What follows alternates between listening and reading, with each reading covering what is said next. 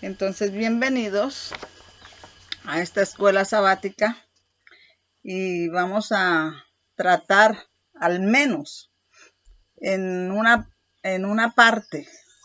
primera parte, este PDF de la serie de Daniel Fontenot del capítulo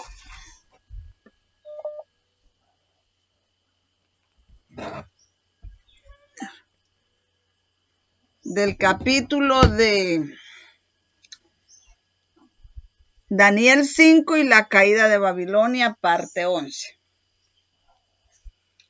Y me pareció un estudio muy importante. Sí pensé tenerlo con ustedes hoy, pero pensaba la tarde. Entonces, porque siempre es larguito, pero vamos a tener una parte y al despedir el sábado nos volvemos a reunir y tenemos la otra parte, Dios mediante. Entonces tenemos un título acá, sacando el Éufrates de su canal o de su cauce. Y en ese punto es que vamos a concentrar la meditación acá, sacando el Éufrates de su cauce. Esa palabra Éufrates tiene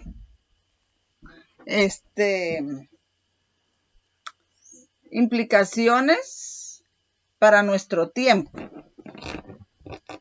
Allá en Apocalipsis 16, Apocalipsis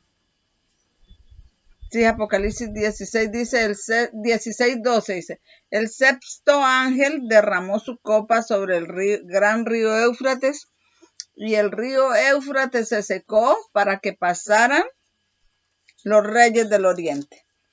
Y esa es como la sexta copa, y entonces eso es para el tiempo del fin. Por lo tanto, el río Éufrates tiene implicaciones para esta época que nosotros estamos viviendo.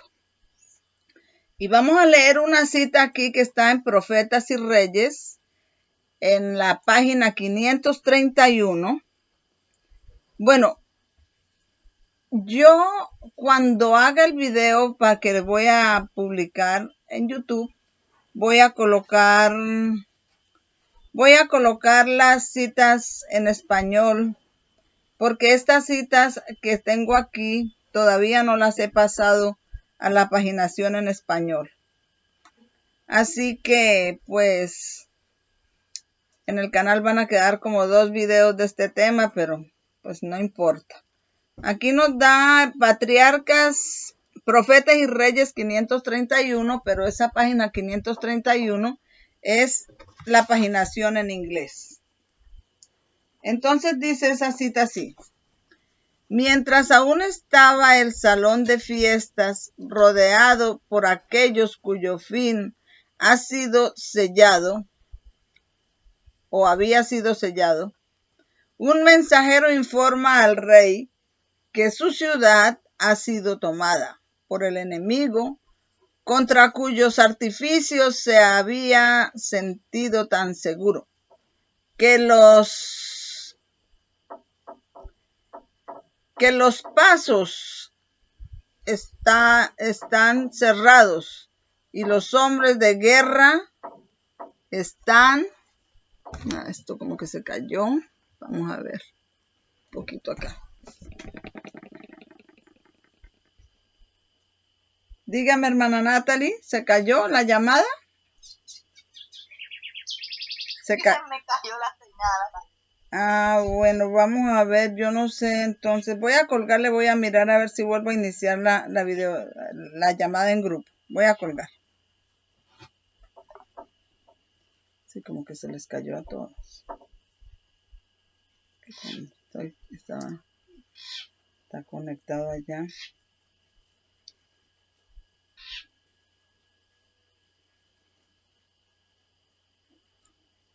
Está escribiendo, no tengo acá.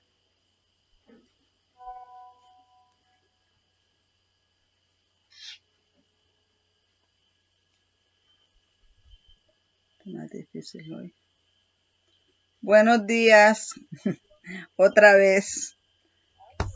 Se había caído la llamada. ¿Estamos todas? Usted estaba hablando solita. Estaba hablando solita, sí, bueno. Entonces vuelvo a decir que vamos a tratar con la parte 11 de la serie de Daniel, capítulo 5 y la caída de Babilonia. Y la parte en que nos vamos a enfocar en este estudio es la frase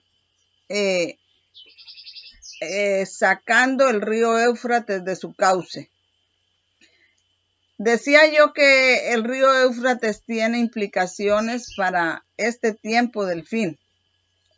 En Apocalipsis 16:12 dice, y vi el sexto ángel que derramó su copa sobre el gran río Éufrates, y sus aguas se secaron para que pasara, para abrir el camino, para que pasaran los reyes del oriente.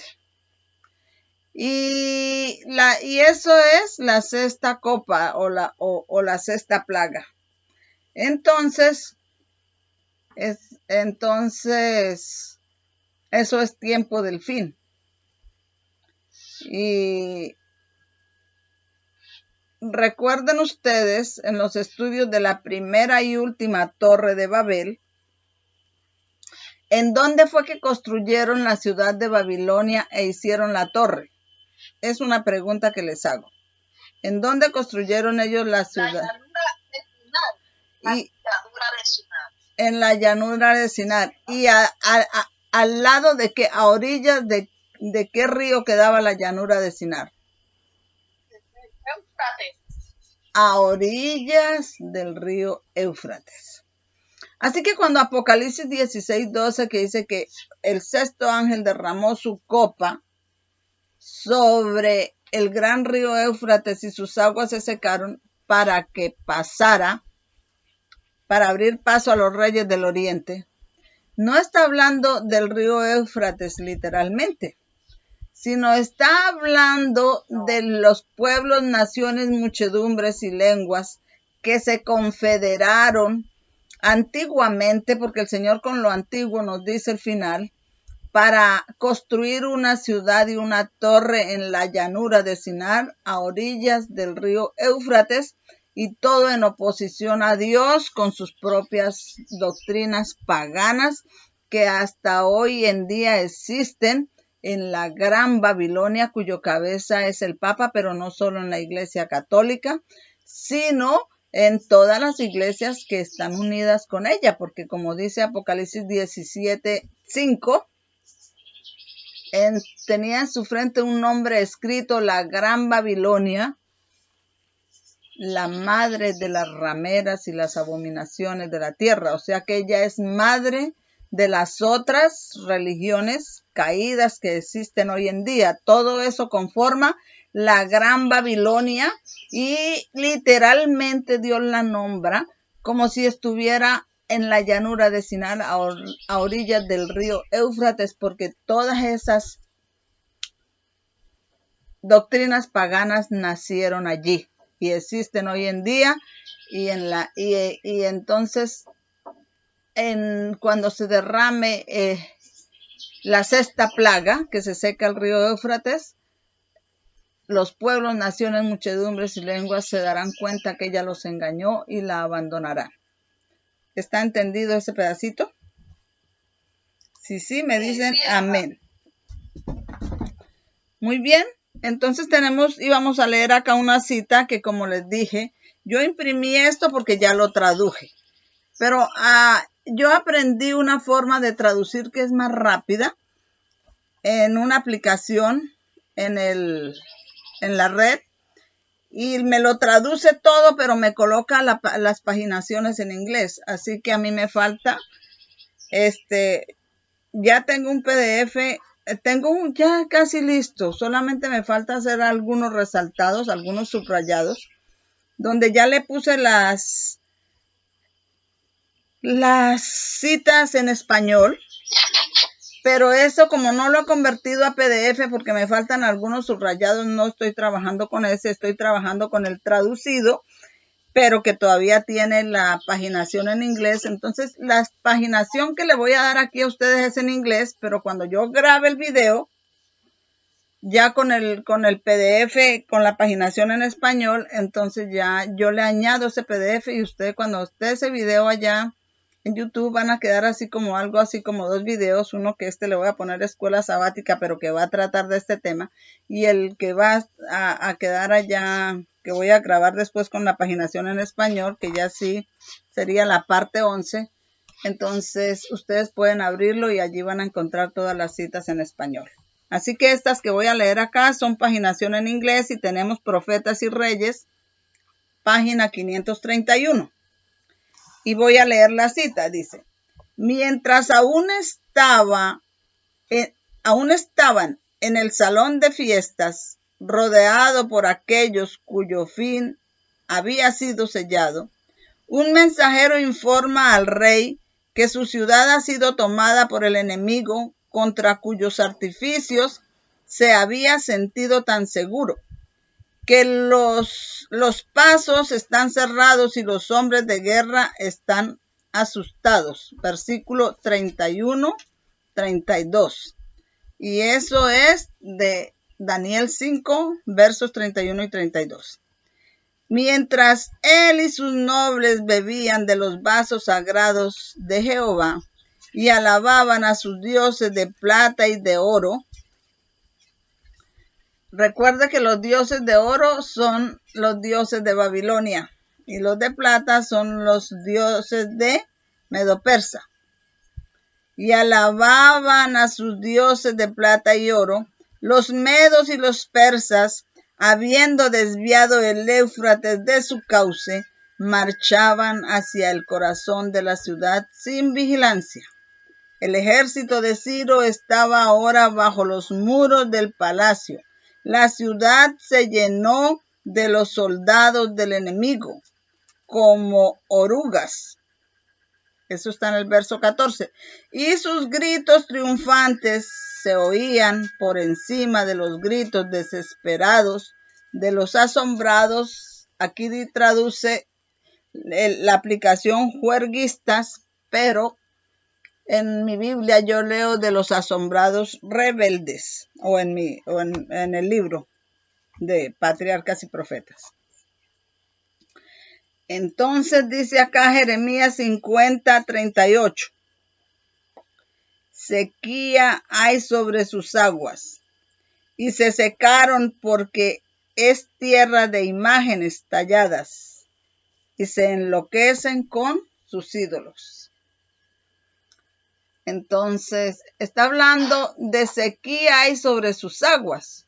Y estas palabras vamos a relacionarlas con varios ejemplos en la Biblia, como allá cuando dice que derramó su copa sobre el río Éufrates y se secó, sequía hay sobre sus aguas, y también con lo que dice Profetas y Reyes, que desviaron las aguas de su cauce, o sea, el cauce el original se secó. Habla entonces de sequía, tiene que ver con sequía. Sequía hay sobre sus aguas y se secarán porque es tierra de imágenes talladas y se enloquecen con sus ídolos. Pero antes de que estas cosas ocurran, Dios no es injusto.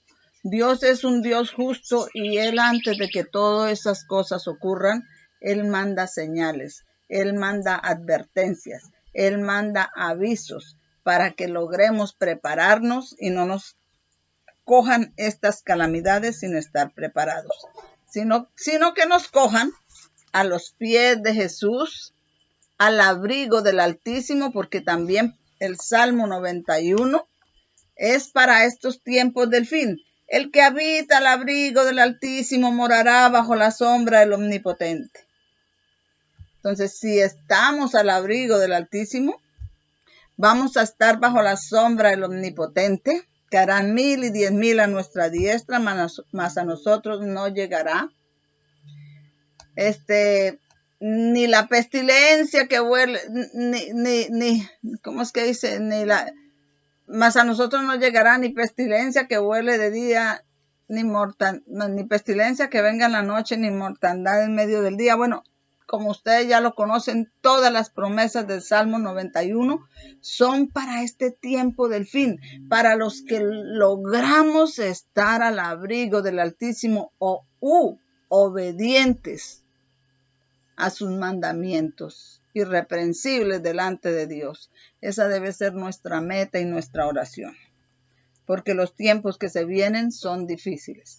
Hasta ahora lo que hemos visto son rumores y son advertencias, pero cuando venga ya lo que ha sido rumorado y advertido, será, como dice, el conflicto de los siglos, que a veces creemos que una calamidad la vemos tan difícil, tan grande, imposible de soportar, y cuando llega, no era tanto como creíamos, pero este no es el caso. Esto sí será tan terrible, esta calamidad, que no hay otra desde que haya habido gente en el mundo como esta.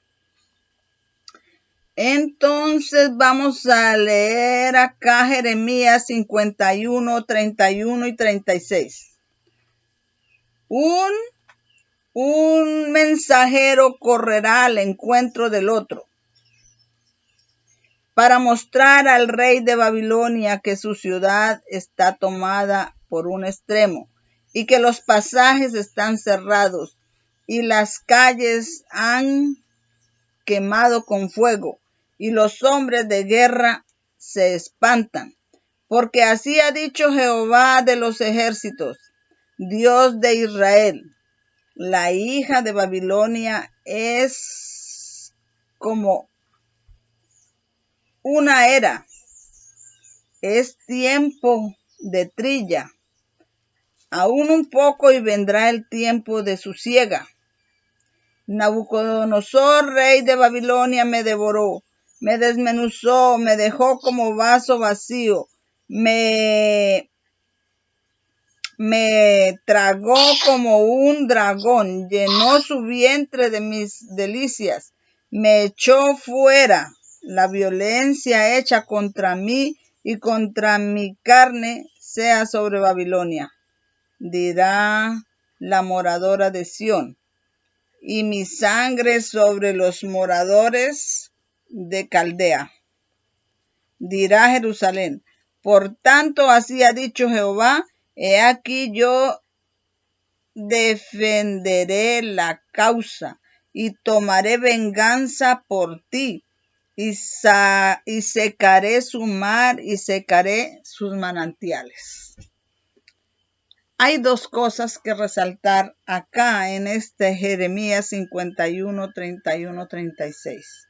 Y una de ellas es que dice que es tiempo de trilla, es tiempo de siega, es tiempo de cosechar. Y la cosecha siempre se recoge al fin del mundo. ¿Sí o no? ¿Amén o no? Amén. Amén. Entonces, esto es para el tiempo del fin. Por eso es tiempo de siega, es tiempo de trilla, es tiempo de cosechar. O sea que Jeremías 51, 31, 36 nos está hablando de este tiempo que estamos viviendo. Es muy importante todas estas cosas, hermanas, porque por mucho que estudiemos la Biblia, si no sabemos aplicar los mensajes a las necesidades de la época que estamos viviendo, no nos sirve de nada. Tenemos que leer la Biblia para aplicar los mensajes. ¿Qué mensaje es para este preciso momento? Como en este caso, es tiempo de trilla, es tiempo de siega, es la cosecha y es el tiempo del fin. Y la hija de Sión dice todo lo que Babilonia le dice. Entonces el Señor dice que ya es tiempo de su venganza. ¿Y qué dice? Secaré su mar y secaré sus manantiales. Esto lo puedes tú, o lo podemos nosotras y cada una de ustedes relacionar con Apocalipsis 16:12. Léanme a alguien Apocalipsis 16:12. Dice, mientras lo buscan y lo van leyendo, dice, Dice, he aquí yo defenderé tu causa y tomaré venganza por ti. Secaré su mar y secaré sus manantiales. Entonces, esto que es para el tiempo del fin va relacionado con Apocalipsis 16:12. Si alguien lo tiene ya, por favor, léalo. El sexto ángel derramó su copa sobre el gran río Éufrates y sus aguas se secó para preparar el camino para los reyes que vienen del oriente. Amén. Ven, hermanas, cómo está la Biblia enlazada una cosa con la otra para darnos un mensaje de advertencia en este tiempo del fin. ¿Ven la lógica allí? Amén. Amén. Sí, hermana. Amén. Pregunta, ¿qué representan las aguas?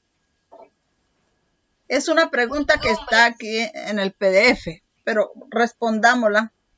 ¿Qué representan las aguas? Muchedumbre. ¿Y qué más? Mucha gente. Muchedumbres y qué más. Naciones, tribus, pueblos. Naciones y pueblos. Amén. El agua representa pueblos, multitudes, naciones y lenguas. ¿Correcto? Pero, ¿dónde encontramos apoyado eso? Que representan naciones, tribus, muchedumbres y lenguas. Bueno, ¿dónde lo encontramos? ¿Qué representan las aguas? Naciones, tribus, muchedumbres y lenguas. Son las aguas turbulentas. Son las aguas sucias. Son las aguas embarradas que representan naciones, tribus, muchedumbres y lenguas sobre las cuales se sienta ¿quién? Sobre las cuales se sienta. ¿Aló? Son las tribus, naciones, muchedumbres y lenguas sobre las cuales se sienta ¿quién? Ahí se cayó. Ahora me... Ok. Aquí estamos. Estaba diciendo que las aguas representan naciones, tribus, muchedumbres y lenguas, que son las aguas turbulentas, que son las aguas embarradas de los ríos cuando van desbordados, sobre los cuales se sienta ¿quién? La ramera. Sobre los cuales se sienta la ramera, las aguas embarradas. Amén. Y eso lo estoy diciendo yo, pero nada puedo yo decir si no estoy escondida detrás de la Biblia, porque si yo no me escondo al abrigo del Altísimo, que es la Biblia, me van a venir males. Entonces ahora yo voy a apoyarlo con Apocalipsis 17, el verso 1 y el 15. Y Apocalipsis 17, verso 1 dice, vino uno de los 7 ángeles que tenían las 7 copas y habló conmigo diciéndome, ven acá y te mostraré el juicio de la gran ramera que se sienta sobre muchas aguas, dice el verso 1. Y él me dijo, las aguas que has visto, donde la ramera se sienta, son pueblos, naciones, muchedumbres y lenguas. Entonces dice que las aguas representan naciones, muchedumbres y lenguas sobre las cuales se sienta la ramera. Y yo les estoy diciendo que son aguas, estas aguas que sobre las cuales se sienta la ramera son aguas turbulentas, no son aguas limpias. La ramera, están apoyando a la ramera, están embarradas, ¿sí? ¿Amén o no? Amén. Amén, hermano. Así que tengan en cuenta cuando se sueñan con aguas turbulentas, Dios está dándole, o cuando se sueñan con aguas embarradas, el Espíritu Santo está hablando y dando un mensaje entonces. Y ahí es donde uno puede estar relacionando lo que se sueña si tiene una base bíblica o no. Pero si tiene una base bíblica, entonces, ¿quién está hablándonos? El Espíritu Santo. Y no debemos desechar el mensaje, porque ciertamente como desechamos ese mensaje tendremos que dar cuentas a Dios. Dice acá entonces,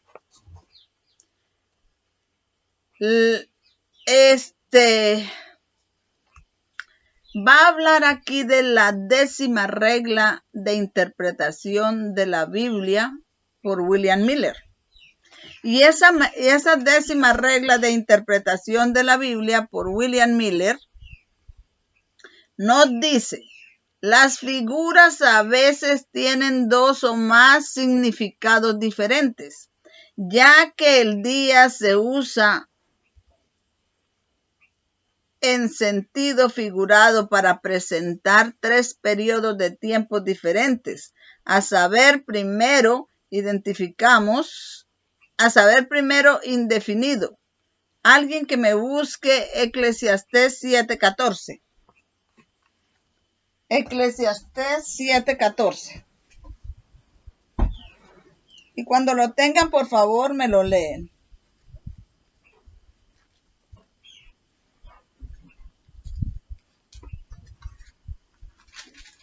Eclesiastés 7:14. Cuando te vaya bien, sé feliz, y el día del mal considera: Dios hizo lo uno y lo otro. Por tanto, el hombre no descubre lo que traerá el futuro.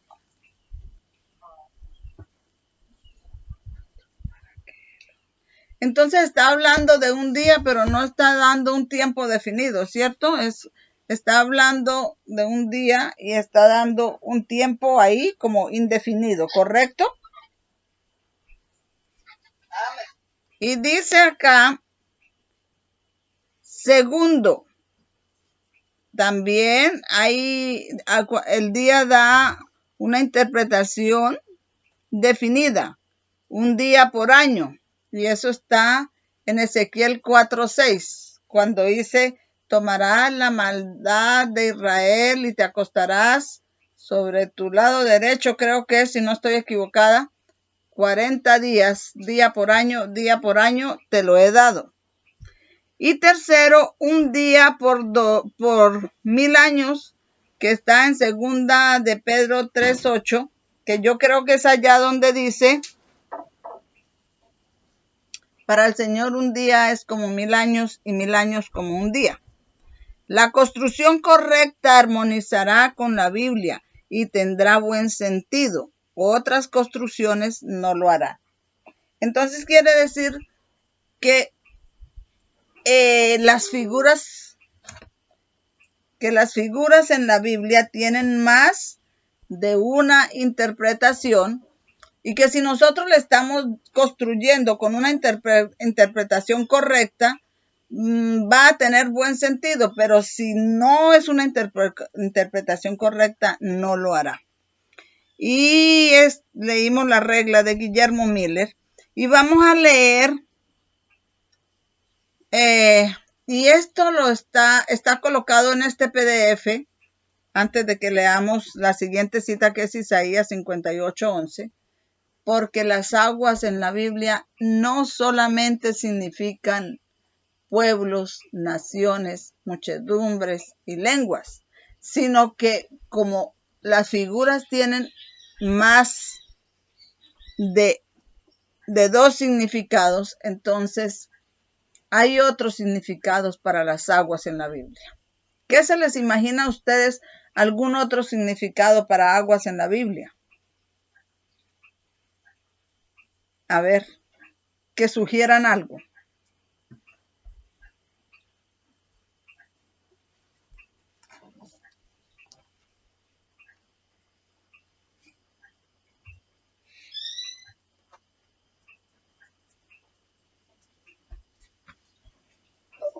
Eran manantiales. Manantiales, pues sí es agua, pero ¿qué otro significado le podemos dar a aguas en la Biblia? Bueno, vamos a ver si nos contestamos aquí con el... ¿Qué dice la hermana? Me recuerda la palabra del Señor cuando la samaritana le pidió de esa agua de vida. Y le dijo: El Señor le dijo: yo te daré un agua donde no tengas más sed. Estoy parafraseando. Y ella le dijo: dame de esa agua. O sea que el agua que el Señor también nos da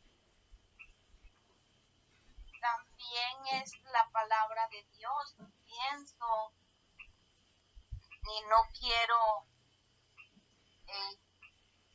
no, no quiero adivinar, porque no es de ahí, sino me recordó fue a la samaritana diciendo el agua que el Señor dijo que Él le podía dar de esa agua y no tendría más.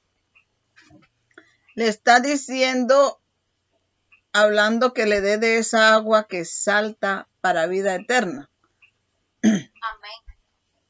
Así que ese que salta para vida eterna, vamos a tenerlo pendiente, está muy importante la cita, creo que no está aquí en el PDF, pero se puede relacionar con el PDF de otro significado que aquí se le está dando a aguas. Y un agua que salta para vida eterna. Entonces vamos a leer acá Isaías 58:11. Dice, Jehová te guiará siempre, y en las sequías saciará tu alma, y engordará tus huesos, y serás como huerto de riego, y como manantial de aguas cuyas aguas nunca faltan. Entonces, ahí está usando las aguas y nos está mostrando en esas aguas de Isaías 58:11. ¿Qué nos está mostrando ahí? ¿Qué nos dice que hará Jehová con sus hijos? Isaías 58:11. Lo voy a volver a leer y vayan pensando para que contesten algo. Jehová te guiará siempre, y en la sequía saciará tu alma, y engordará tus huesos, y serás como huerto de riego y como manantial de aguas, cuyas aguas nunca faltan. Entonces, un huerto de riego, ¿qué hace con un huerto que está regado? ¿Qué hace con las Da frutos, da buenos frutos. Y cuando tenemos muchos frutos, ¿qué hay en nuestra vida? ¿Qué hay? Cuando usted tiene muchos frutos, ¿qué hay en tu vida? ¿Qué hace con esos frutos? ¿Comes, vendes y qué hay en tu vida? ¿Cómo podríamos llamar eso en nuestra vida?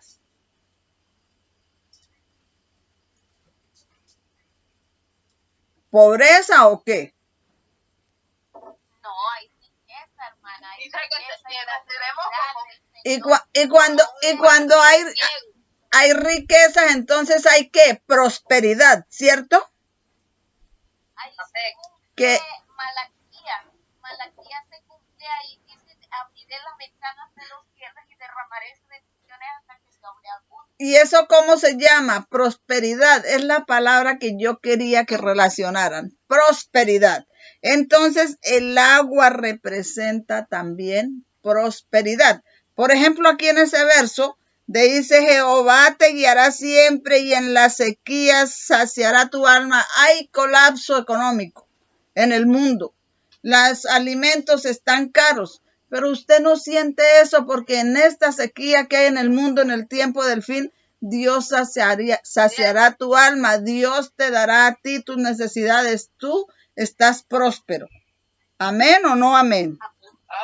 Entonces dice Jehová te guiará siempre y en la sequía saciará tu alma y engordará tus huesos y serás como huerto de riego y como manantial de aguas en cuyas aguas nunca faltan. El agua también representa entonces prosperidad. Y vamos a leer Jeremías 17:5-8. Así dice el Señor. Maldito el varón que confía en el hombre y hace de la carne su brazo, y cuyo corazón se aparta de Jehová, porque será como el matorral en el desierto, y no verá cuando venga el bien, sino que habitará en lugares secos en el desierto, en una tierra salada y deshabitada. Bienaventurado el varón que confía en Jehová y cuya esperanza es Jehová, porque será como árbol plantado junto a las aguas, que junto a la corriente echa sus raíces, y no verá cuando viene el calor, sino que su hoja estará verde, y no se fatigará en el año de sequía, ni dejará de dar fruto. Si estamos lejos del Señor, si no obedecemos la palabra, estamos en un desierto. No veremos cuándo viene el bien. Pero si estamos al abrigo del Altísimo, entonces somos prósperos. Es como si un árbol que está plantado cerca al río y que sus raíces están ahí y beben de la corriente, y aunque haya calor, aunque haya sequía, aunque venga el colapso económico, aunque venga lo que venga, él no se fatigará en ese tiempo. Las bendiciones del Salmo 91 están para este tiempo sobre los que habitan al abrigo del Altísimo, sobre los que están obedeciendo su palabra. Hay que revisarse, porque el mayor peligro, mis hermanas, tenemos que revisarnos, porque el mayor peligro nuestro es creer que estemos haciendo la palabra de Dios y que estemos engañándonos a nosotros mismos. Hay que revisarnos, hay que estar mirándonos en el espejo de sus mandamientos, a ver si hemos ido avanzando hasta perfeccionar los mandamientos, porque eso es el amor. Quiero resaltar aquí esto, es guardar los mandamientos. El amor no es estar encompinchados con todo el mundo, ni con los que hacen el mal, y decir, no, es que Jesús anduvo con todos. No, eso no es el amor. El amor es obediencia a los mandamientos, a la palabra de Dios, y eso es estar bajo el abrigo del Altísimo. Porque cuando tú te apartas, como Dios te dijo, apartaos y no toquéis lo inmundo, entonces el enemigo te empieza a acosar. Es que no amas. Jesús andó con todo el mundo. Y yo quiero decirles, hermanos, que cuando Jesús fue enviado por Pilato ante Herodes, que nunca se arrepintió y anduvo siempre en el mal, Herodes quería oír a Jesús, quería ver un milagro, quería hablar con él, y le preguntaba y le decía, y cuando ustedes estudien el relato en la Biblia, Herodes, el Señor Jesús no le respondió nada. Herodes se cansó y lo mandó lejos, lo devolvió a Pilato, pero Jesús no le respondió, y la hermana White dice que él ya había sido desechado, ya había perdido su oportunidad con Juan el Bautista, y cuando estuvo delante de Dios, el Señor no contestó nada. No le contestó absolutamente nada. Entonces tengan en cuenta que entonces dicen, no, si tú te apartaste del mal, de los que no se arrepienten, de los que siguen, es que usted le tiene rabia, es que usted no los ama, usted no está guardando los mandamientos. Es estar encompinchado con las personas y aún con los que están pecando y no se quieren arrepentir. No es amor, eso es un falso amor. El verdadero amor es guardar los mandamientos. Y uno de esos mandamientos que el Señor nos da es apartaos, salid de entre ellos, apartaos y no toquéis lo inmundo. Y yo recibiré por Padre y seré a vosotros por Dios. Entonces estaremos al abrigo del Altísimo. Amén. Entonces dice acá, estábamos acá, que si estamos al abrigo del Altísimo, aunque venga la sequía, nuestras raíces están bebiendo de las corrientes de las aguas salutíferas, de las aguas que significan prosperidad. Entonces tengan en cuenta, estamos concluyendo aquí que las aguas tienen dos significados en la Biblia. Una significan pueblos, naciones, muchedumbres y lenguas. Y si vemos aguas turbulentas, sucias, en visiones, en sueños, nos están hablando de las naciones que se están confederando contra Dios en ese tiempo nos están diciendo que estamos en oscuridad, que estamos lejos de Dios. Pero si vemos aguas salutíferas, transparentes y limpias, nos están hablando de prosperidad, de vida eterna. Muy bien. Dice acá, Patriarcas y Profetas, página 450. La prosperidad del pueblo de Dios está representada aquí por algunas de las figuras más hermosas que se encuentran en la naturaleza. El profeta compara a Israel con valles fértiles, cubiertos de abundantes cosechas, a jardines florecientes regados por manantiales que nunca fallan, al fragante sándalo y al majestuoso cedro. Entonces le podemos dar a las aguas limpias, cristalinas y puras la interpretación de que es prosperidad, que también significan prosperidad, ¿sí? Sí, hermana. Amén. Sí, amén. Entonces, según el estudio que se esté haciendo, aquí, por ejemplo, la interpretación aquí en Patriarcas y Profetas 450, en Jeremías 17:5-8 y en Isaías 58:11, podemos decir, aquí significa que si obedecemos a Dios, tendremos prosperidad y cuadra con el apoyo bíblico. Amén. Eso es lo que dice la regla 10 de Guillermo Miller. Amén. Dice acá, prosperidad temporal eliminada durante la crisis de la ley dominical. Y entonces el gran engañador persuadirá a los hombres que los que sirven a Dios están causando estos males.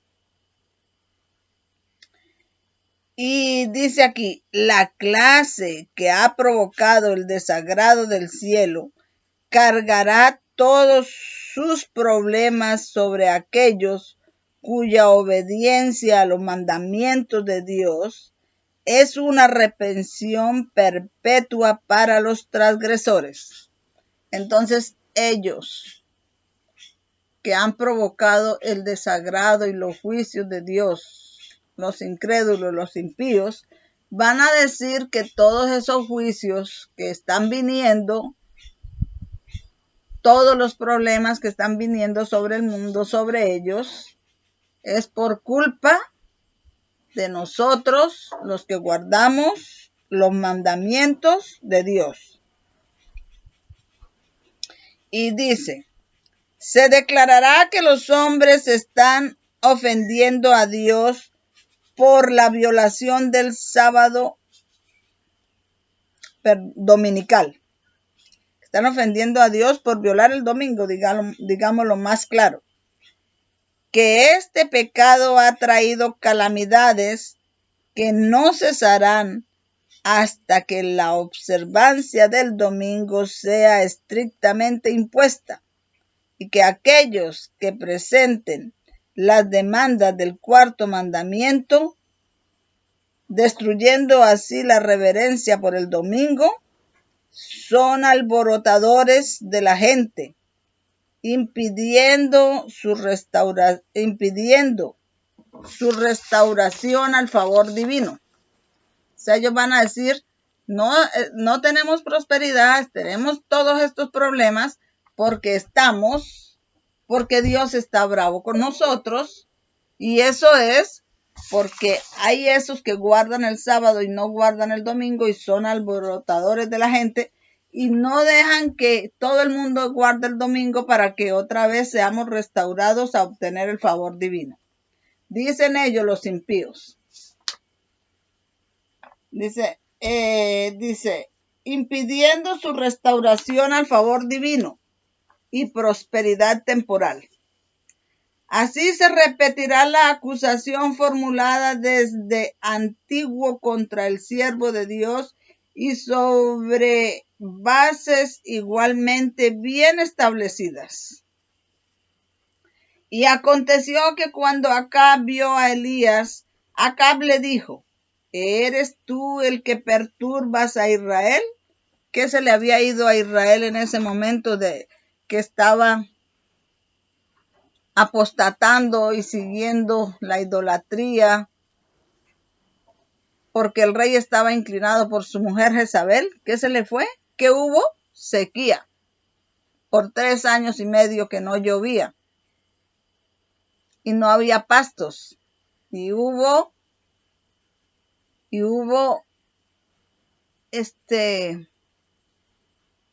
pues crisis económica. Hambre, crisis. Entonces, esa prosperidad temporal se le había ido. Entonces dice, él le echó la culpa a quien, a Elías, le dice, ¿eres tú el que perturba a Israel? Dice acá, y aconteció que cuando Acab vio a Elías, Acab le dijo, ¿eres tú el que perturbas a Israel? Y él respondió, yo no he turbado a Israel, sino tú y la casa de tu padre, dejando los mandamientos de Jehová y siguiendo a los Baales. Eso está en Primera de Reyes 18, 17 y 18.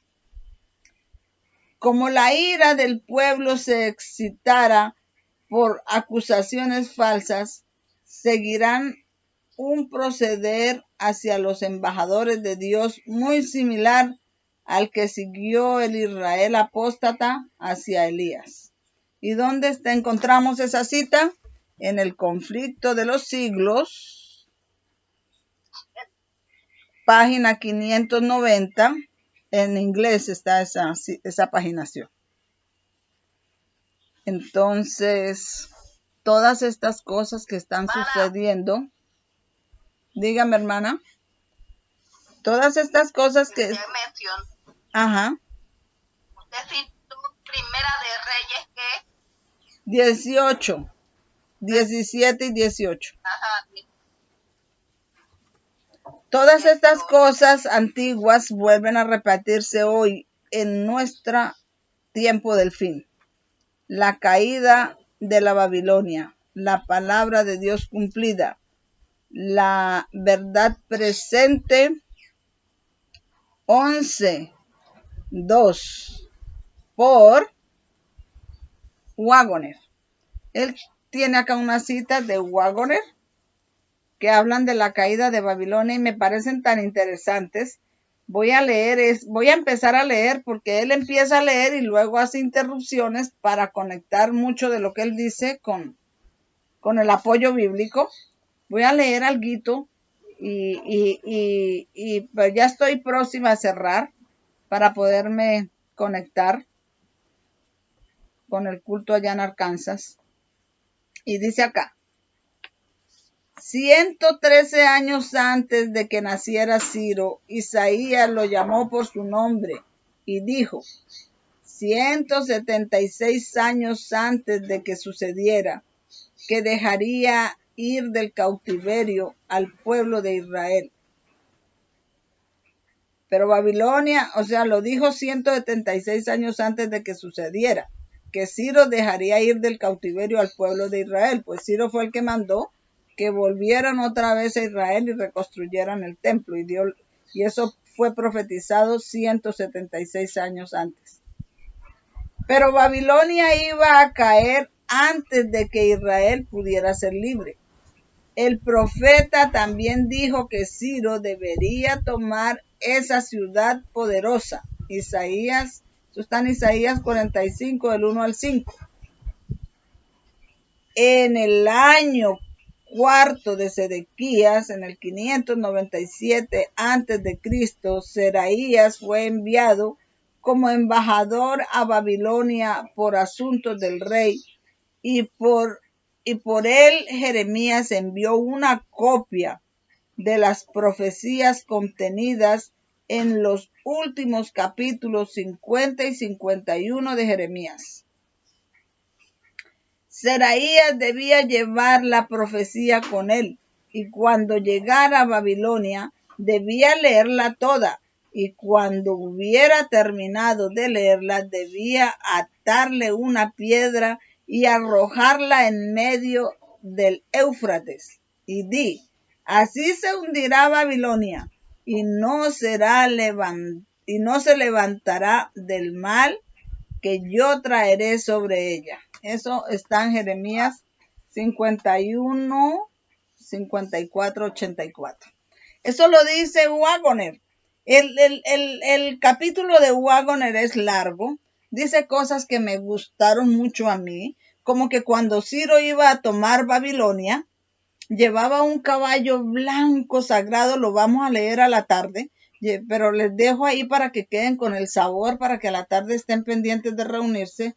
Un caballo blanco sagrado, vigoroso y valeroso, y tenía que pasar el río Giandes dice ahí, o Gaindes en inglés, se puede leer, creo, que le oí así al hermano Daniel que lo pronunciaba. Pero como somos español, vamos a leer el río Giandes, tenía que pasar y el río iba caudaloso, iba crecido, y el caballo era valeroso y lleno de espíritu y de ánimo. No le importó que el río iba bien crecido, se le mandó a pasar ese río, y la corriente del río lo enrolló y lo ahogó.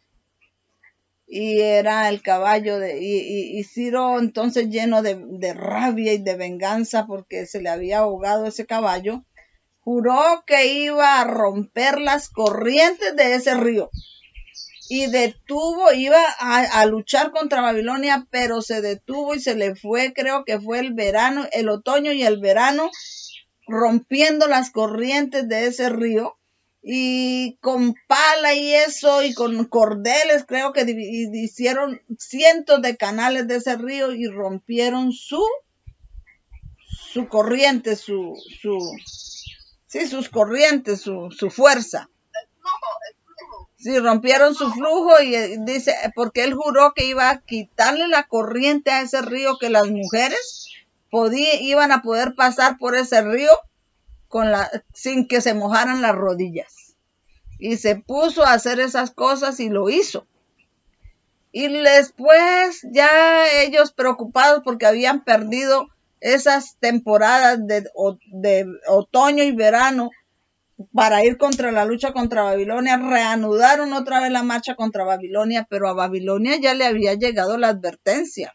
Ya el profeta le había ido a decir que lo que decía la profecía, para que los que vieran la señal y quisieran escapar pudieran hacerlo. Y esa señal de que venía y que hubo un retraso mientras él desviaba el canal del río Giandes, fue una señal para los que vivieran en Babilonia, que quisieran escapar de allí, escaparan. Y dice, y a la noche vamos a leer las otras, que dice que es tan parecido a la señal que dice en Mateo, que nosotros, un momentico hermana, que nosotros también tenemos una señal cuando debemos salir de Babilonia. Y que como a los cristianos que se les dio la señal cuando se engancharon las luchas entre las tropas de Tito, creo que era, y las de Israel, entonces todos los cristianos que estaban en Jerusalén en esa época y creían y estaban pendientes de la señal, salieron y a ellos no les pasó nada. A Babilonia también se le dio la señal, y mientras ellos se retrasaron allí en el río Giandes, quitándole la fuerza al río, tuvieron ellos tiempo de prepararse y estar listos para salir. También a los de Jerusalén se les dio la señal, y nosotros lo conecta él con nosotros, que también tenemos señal. Entonces él, después de eso, que él rompe las corrientes del río Giandes, se va a luchar contra Babilonia.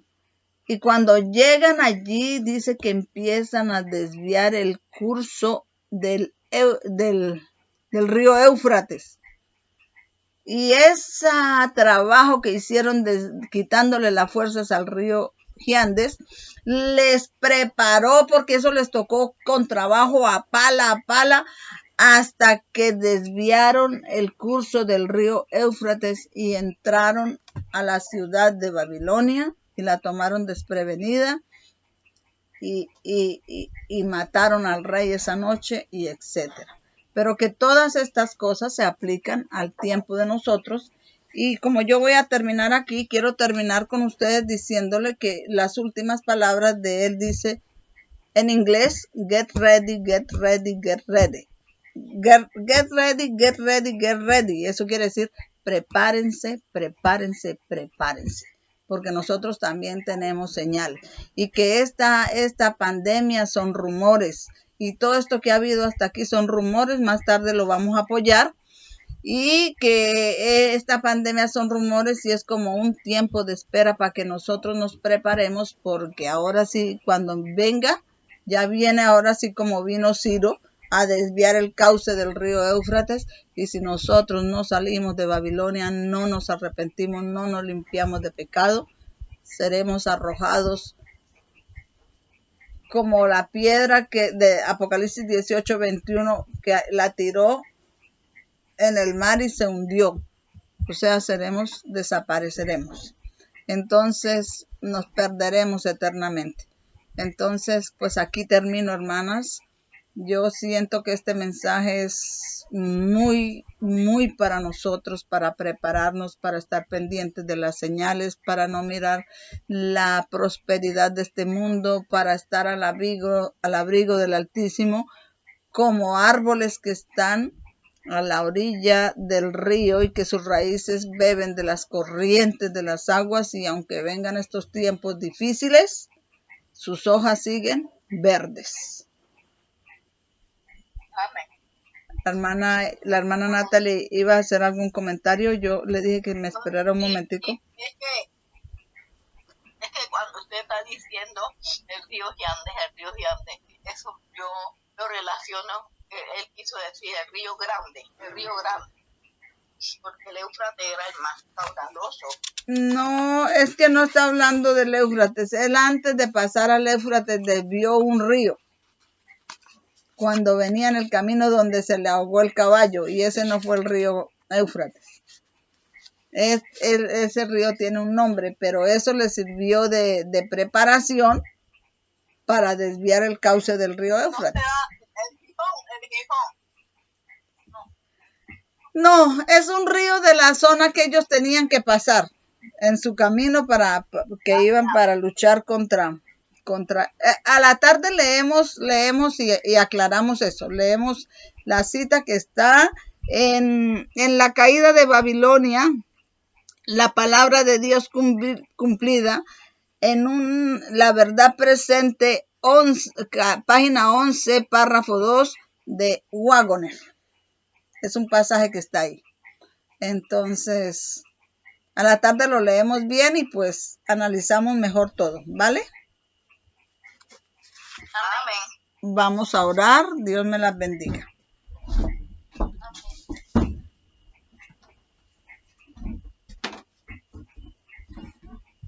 Oremos. Amado Dios, muchas gracias por este sábado, por esta escuela sabática. Usted sabe que yo finalmente no iba a hacer la escuela porque necesitaba reunirme más temprano, pero todas las hermanas estaban esperando este momento, así que yo no pude negarme. Te pido que lo que hemos hablado aquí pueda ser apoyado por el Espíritu Santo y que el Espíritu Santo la lleve a mejor comprensión de todas estas cosas, y que por favor nos ayudes a prepararnos, porque estamos como en un poquito tiempo de espera y después ya vendrá la crisis final.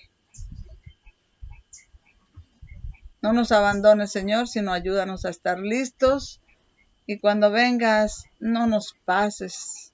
Cuando estés llamando a los que se salvan, que podamos ser llamados con ellos para encontrarnos contigo en las nubes de los cielos.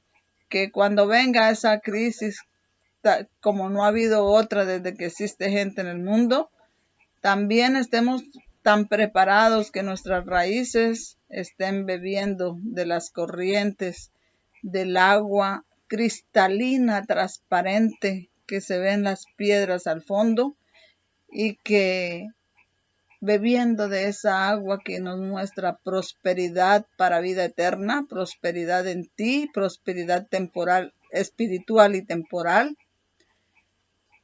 podamos nuestras hojas siempre estar verdes y encontrarnos contigo para vivir eternamente. Y no solo nosotros, sino que podamos ayudar a otros a seguir este camino. Son bendiciones que te rogamos, no habiendo méritos en nosotros, sino en el nombre de nuestro Señor Jesús. Amén. Amén. Amén.